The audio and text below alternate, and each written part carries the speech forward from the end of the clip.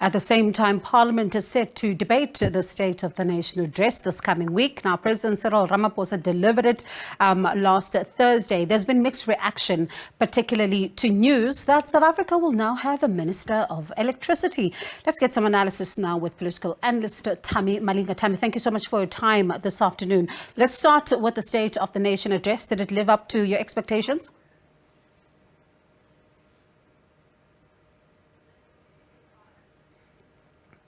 Tami, I'm not sure if you're able to hear us.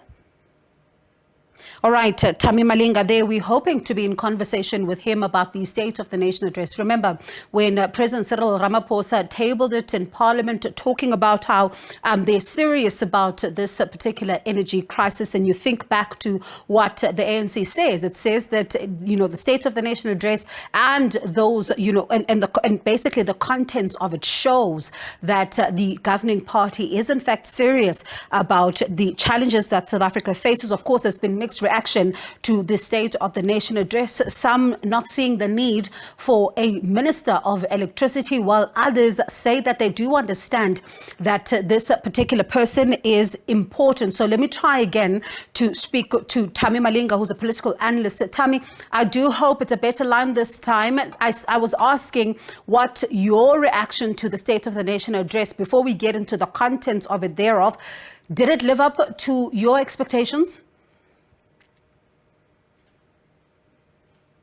No, it didn't at all, Bongiwe. The only thing that lived up to the expectation is the confidence in which the president delivered the State of the Nation address. But other than that, he spent 70% of the time dealing with ESCOM, compared to last year, where I looked at the speech. I mean, it was only about one paragraph, but other than that, it's just only the confidence in which he delivered the speech. Let's talk about the appointment of the Minister of Electricity, which of course they are defending, saying that it is important to have this particular individual. But I wonder how much of tensions is this likely to cause between the already two ministers who are deployed to deal with the energy crisis? It's going to cause quite a lot of tension, because now you have two ministers that are appointed based on the regulations that are already there. Now you have a minister that is appointed based on what the president wants and he feels that he needs at the present moment.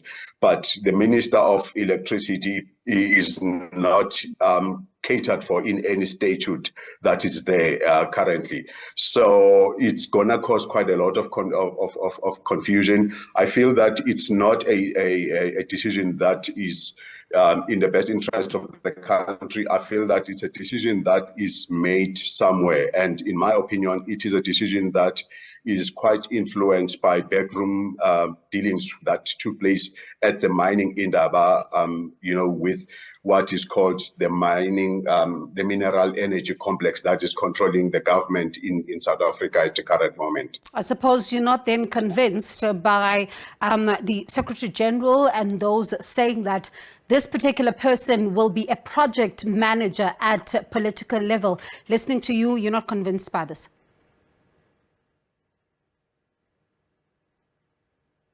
I'm not convinced at all. Why do you need a project manager? I listened to Minister in the Presidency, Minister Kungubele. Minister Kungubele says the minister will report to the president. All ministers report to the president. That's nothing new. Why this one now? No, and then you get Minister Mantashe says this minister will be a project manager. Which minister becomes a project manager? Ministers are not project managers. Ministers are the ministers that direct policy. So, Tami, before we move on to other aspects of the State of the Nation address, isn't this, though, a signal of a vote of no confidence in the two deployees that are sent to be dealing with this issue of energy?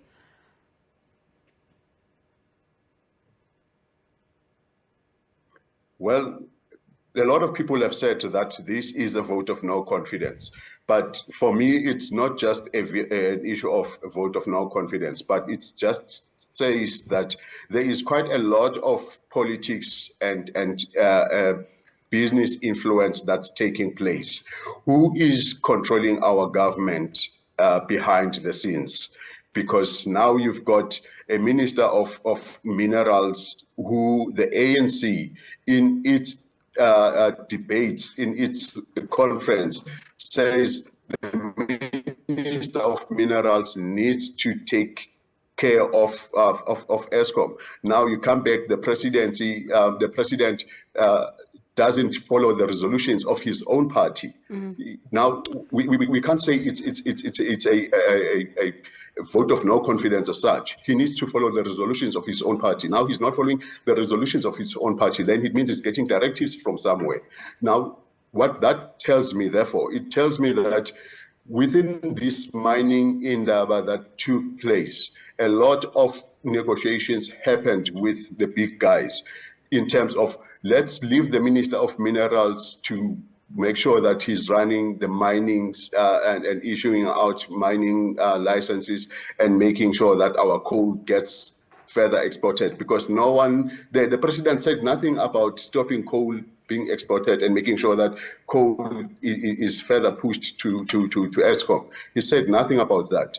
Now we are getting caught in this debate of vote of no confidence. No. Let's throw forward then to this coming week. The debate is coming. Of course, it always gets, intense with the political parties making their views on it known. But how tough is it likely going to be, given the fact that right now the EFF was thrown out in the manner in which they were and the events thereof and the threats of court action? How do you see it playing out? I feel that the politicians in South Africa are really taking the electorate for granted. The EFF stands up and raises placards on the issues that the president further discusses on his address. How did they know that he's going to be tough? Because the president did raise issues of unemployment. All the issues that they had raised in their placards, the president did speak of. How did they know that he's going to be raising those issues? And now they're going to be coming back to parliament and wanting to debate a speech that they did not even listen to. So to an extent, they had wind of that. I believe that they had wind of what the president is going to talk about. So we are being taken for granted at some point.